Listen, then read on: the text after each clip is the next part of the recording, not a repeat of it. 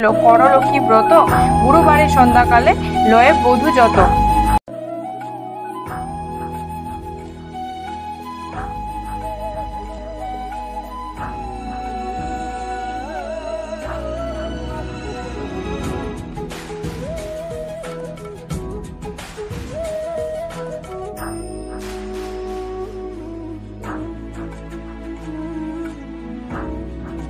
Hello guys, good morning. আমরা সকাল সকাল আজকে অনেক তাড়াতাড়ি উঠলাম। প্রায় এখন বাজে 6:20।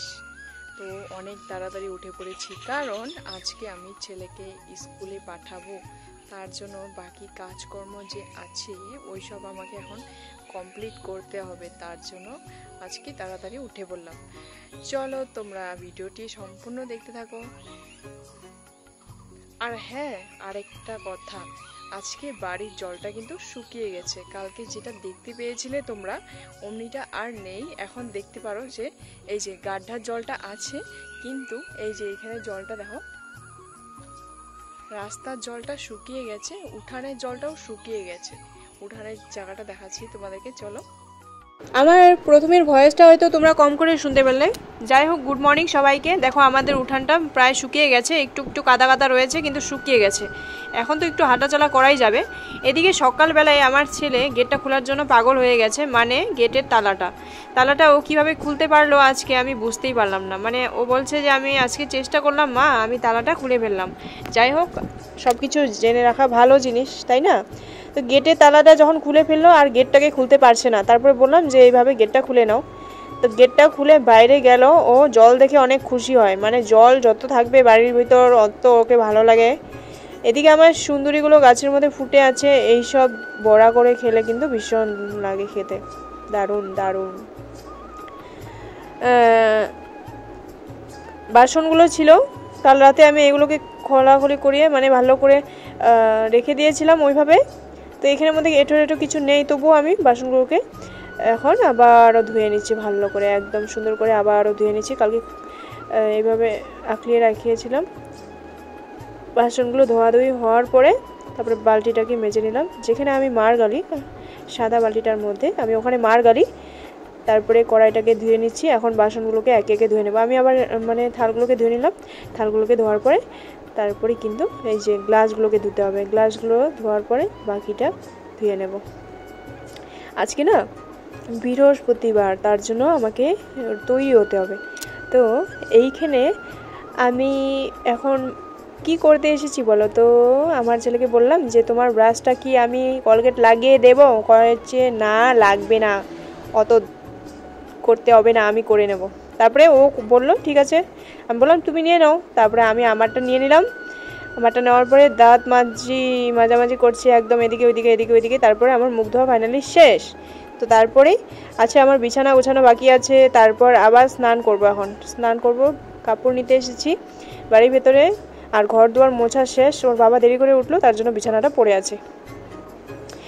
তো বন্ধুরা, এখন পুজো দিতে চলে এসেছি। সব কিছু নিয়ে এলাম, ফুল, বেলপাতা, তারপরে ধান, দুব্বা, আমের পলব, সব কিছু রেডি করে ঠাকুরের বাইরেও পুজো দিয়ে এসেছি। এখন ঘরে মানে জল ঢেলে এসেছি বাইরে, আবার এখন ঘরের ভিতরে মানে ঠাকুরকে ঘরটা বসিয়ে ঠাকুরের পাঁচালিটা একটু পরবো। তো আমরা ঘরে ঘরে সবাই লক্ষ্মী ঠাকুরের পুজো মানে সবাই করো, তো সবার ঘরে লক্ষ্মী ঠাকুরটা থাকে। আর পাঁচালি পড়তে ভীষণ ভালো লাগে, আর পড়লে ভালো। অনুরোধ করছি সবাইকে যে ভিডিওটা একটু সম্পূর্ণ দেখো। আর এখন আমি পাঁচালিটা পড়তে যাচ্ছি। প্রতি বৃহস্পতিবারের ব্রত কথা। দোল পূর্ণিমার নিশি নির্মল আকাশ, মৃদুমন্দ বহিতেছে মলয় বাতাস। মলয় প্রবতে বসি লক্ষ্মীনারায়ণ, মনসুখে দুইজনে করে আলাপন। বিনা করে হেনাকালে নারদ মহামুনি, ভক্তিবরে উভয়ের পণ্যমিল তিনি। করজোড়ে লক্ষ্মীরে সম্বন্ধী ঋষিবর, এ কথা কহি মাগো তোমার গোচর। নরলোক পানে মাগো চাহ একবার, মর্তবাসী অন্যভাবে করে হাহাকার। বলো মাগো কৃপা করি কি পাপের ফলে, মর্তবাসী নরনারী দুঃখে সদা জলে। শুনি লক্ষ্মী নারদের বলেন তখন, ধরাবাসী দুঃখ পায় পাপের কারণ। লক্ষ্মীরূপা নারী শ্রীজি পাঠানো মর্মেতে, আমারে ভুলেছে তারা পড়িয়া মহেতে।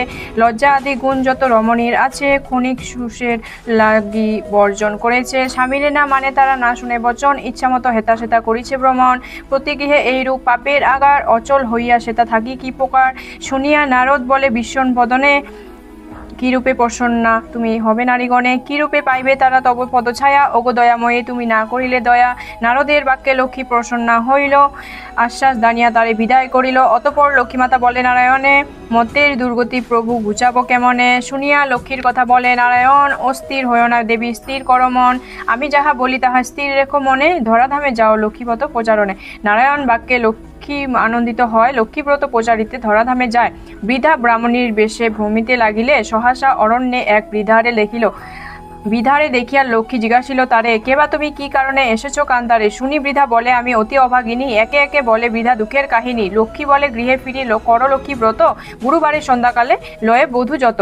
উপদেশ দিয়া লক্ষ্মী হইল অদর্শন, গৃহে ফিরি বিধা করে লক্ষ্মীর পূজন। লক্ষ্মীর কৃপায় তার দুঃখ দূর হয়, ধৈন্যসজ্জে পূর্ণ হলেও তাহার আলয়। পুনরায় গৃহে লক্ষ্মী করে আগমন, হইল বৃদ্ধার গৃহ শান্তি নিকেতন। মগধেতে বাস এক বণিক তনয়, দৈবযোগে এলো তথা ব্রতের সময়। ব্রত দেখি বণিক জিজ্ঞাসে নারীগণে, কিবা ব্রত করো সব মিলিবামা গণে। সদাগর কথা শুনি বলে বধূগণ, লক্ষ্মীব্রত করি ইথে মানুষ পূরণ।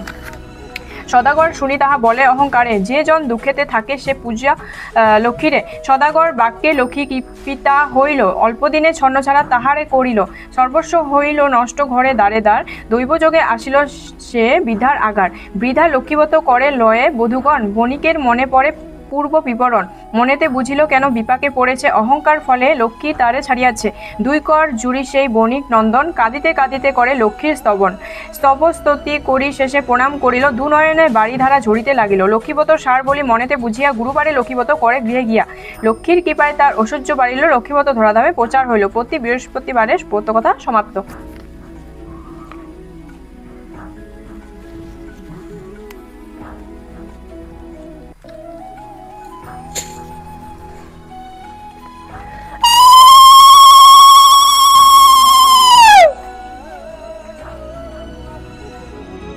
আর যারা যারা আমার সম্পূর্ণ ভিডিওটা দেখলে তাদের জন্য অনেক অনেক ধন্যবাদ আমার তরফ থেকে।